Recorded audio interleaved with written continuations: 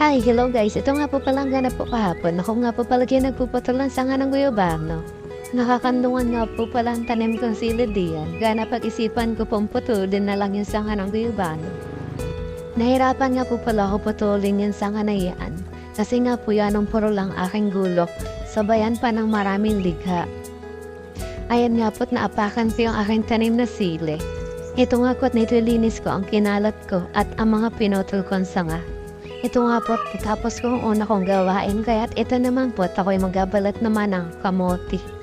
Pinapakinggan ko nga po pala ang sinasabi ng aking nanay diyan.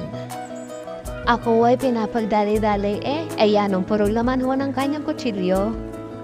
Yan ho ba yung mga reject namin kamote na hindi na pwede itinda kaya ho't ginagawa na lang namin ng parahan para maging pira din. Yan ho ay mga putol hubaga o kaya naman sa paghuhukay natatamaan yung kanyang balat kaya po nasisi. Yan po ang luto namin iyan. Mainit-init pa. Ano po ang tawag niyan sa lugar ninyo? Comment nyo nga. Masarap po iyan. Tapos malutong-lutong na matamis din. Ayan po ang kamote Q. Akin pong pinapaghiwalay-hiwalayan para hindi po magdikit-dikit. At yung nanay ko po naman na nagluluto. Ako naman po ang magtutuhog sa stick. Ito nga po't kinamadala ng aking hipag. Siya po kasi nakatuka sa paglalako. Yun lang. Salamat!